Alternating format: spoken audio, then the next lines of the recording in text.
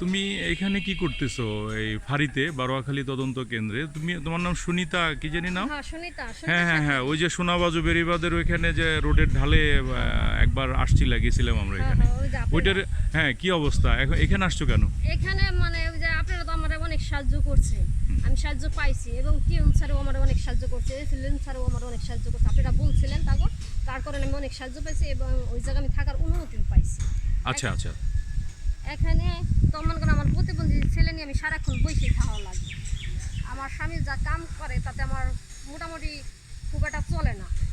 তার জন্য আমি একটা মনে করেন কি বুদ্ধি করে আমার স্বামীর দিয়ে এই যে গাছ টাছ কিনে মনে করেন কি কিনে বর্ষার সিজন আইতেছে দুই একটা নৌকা টকা বানাইলে বেচতে পারো। তাই একটা ছাপড়া আইছি রাস্তার ডাল ছাপড়া আইছি, মানে এই ছাপড়াটা মনে করেন কি উঠানোর কারণে মানে অনেকজন আবার ঝামেলা করতেছে একজনে যে আমার কালকে হুমকি দিছে। ঝামেলা যারা করতেছে তারা কি ওই রাস্তার ঢালের রাস্তার ওইখানে কোনো জমি আছে তাদের, না তারা ফাঁকের লোক? ফাঁকের লোক, চেয়ারম্যানের লোক? হ্যাঁ, কি নাম তার? তার নাম হলো তাপস। তাপস। এই বলতেছে এখানে উঠাইছো কেন? হ্যাঁ, এখানে ছাপড়াটা চাও কেন? হ্যাঁ। কার কথাই উঠাইছ? কেরা হুকুম দিছে? তোমাকে কি চেয়ারম্যানে কইছে? আমরা কই কি না, চেয়ারম্যান তো আমাকে কয় না, তাহলে উঠাইছ কার হুকুমে? আজকে তোমাকে চেয়ারম্যান বাড়িতে যাইতে হবে। আমি কই কি দেন, আমার স্বামী তো বাড়িতে নাই আর এই মুহূর্তে তো আমি যাবার পারবো না, কয় কি রাইতে লোক যাইতে হবে। আচ্ছা। এই কথা বলছিল তাপস। তারপরে তাপস আবার নাম্বারও দিয়েছে, পরে আবার দেখি 2:30 বাজে ফাঁড়ি থেকে লোক গেছে দুইজন। তারা এই বারোয়াখালী ফাঁড়ি থেকে গেছে? হ্যাঁ হ্যাঁ স্যার। হেরা যায় তারপরে আবার হেরা মানে আজকে আবার আসবার কইছি। তাই আজকে আমি 11টা বাজে আইছি এই জায়গা।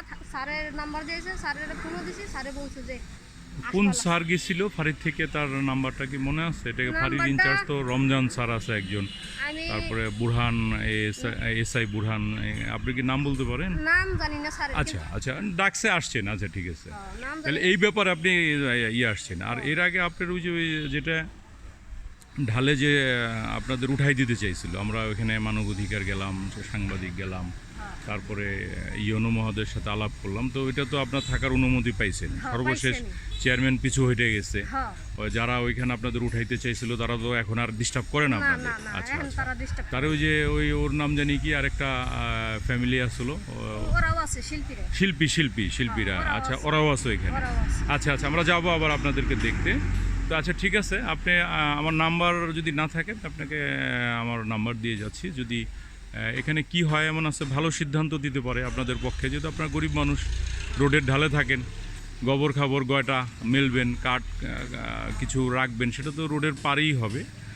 তাই আমরা এই ব্যাপারেও ইউনো মহোদয়ের দৃষ্টি আকর্ষণ করব, ওসি মহোদয়ের কাছে মানবিক সাহায্য চাইবো। আমাদের সার্কেল এসপি মহোদয় অত্যন্ত ভালো মানুষ, বিষয়টা তার গোচরে আমরা আনবো। আপনি চিন্তা করবেন না, এখানে আসছেন, কথা বলেন, দেখেন কি হয়। আপনাকে আমি নাম্বার দিয়ে যাবো, আপনি যোগাযোগ করেন।